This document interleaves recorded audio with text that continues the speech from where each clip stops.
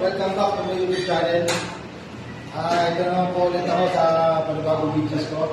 Tuturo ko po sa inyo ang tamang pagkabit ng mga video natin mga brothers. Ito po siya. Ganito lang po siya. Kailangan po pantay na pagkabit dito ng mga brothers. Tignan nyo po mga bagong videos ko. Para po may matutunan kayo kung tingala naman. Kung bago ka man, i-channel ko, mag-subscribe ka na. Pilitin mo na rin yung notification bell. Mag-like at mag-share, mag-comment na rin po kayo mga kabagay. Watch me. Kakabit ng mga pinto natin mga kabasic. Ganito po siya. Kailangan i-anin po siya ng maayos. Ganito, kailangan i-actual mo siya. Ganito naman po ang tamang numero. Kailangan flat na flat po siya. Mga kabasic. Ganyan po ang tamang pagkabit. Ito naman po. Ito mga kabasic, ikakabit nyo siya dito, kasi ito, matigas kasi ito eh. Kailangan, papakalong muna siya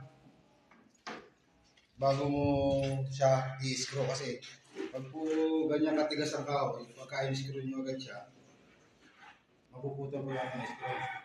Ito naman po mga kabasic, ito naman po, ang ganito pong amba. Itong ganitong may nusing na ganito po, ibig sabihin sa may nusing, may nakadrop. Ngayon po, ang tawag po dito sa amin, sa Katagalugan, batidura. Ang tawag. Dito naman po sa Manila, ay nusing naman po siya. Yung pong dikat ng ating pinto, mga kabasic. Yun naman po ang mayroon ko sa inyo, mga kabasic. Sundan nyo po ang out video ko para po may matutunan ko konting kalaman. Watch me. Ito mga basic ha, hindi nakakaalam kasi kung ating ganitong kahoy, mahirap ito kapitan ng babali yung tornilyo. Kailangan pag ginano natin, napakuha natin ang kahoy para maunan siya ng tornilyo.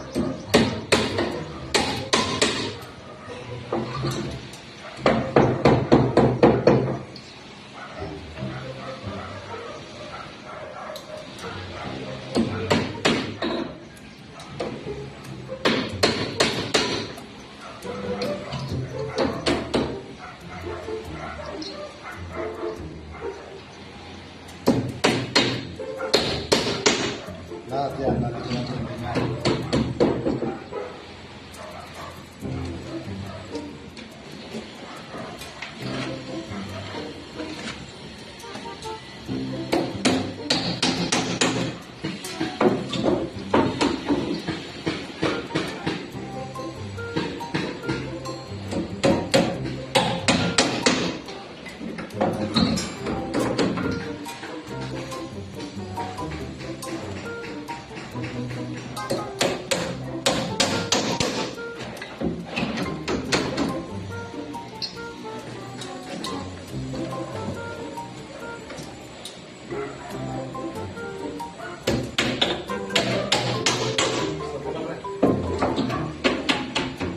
Hindi mali na pinakitaan mo ng kabutihan ang mga taong inabuso ang iyong kabutihan. Ang mundo ay puno ng taong mapaglamang sa iba. Huwag ka nang dadagdag sa kanila. Bagkus, piliin mo pa ring maging mabuti sa iba. Drop a heart emoji.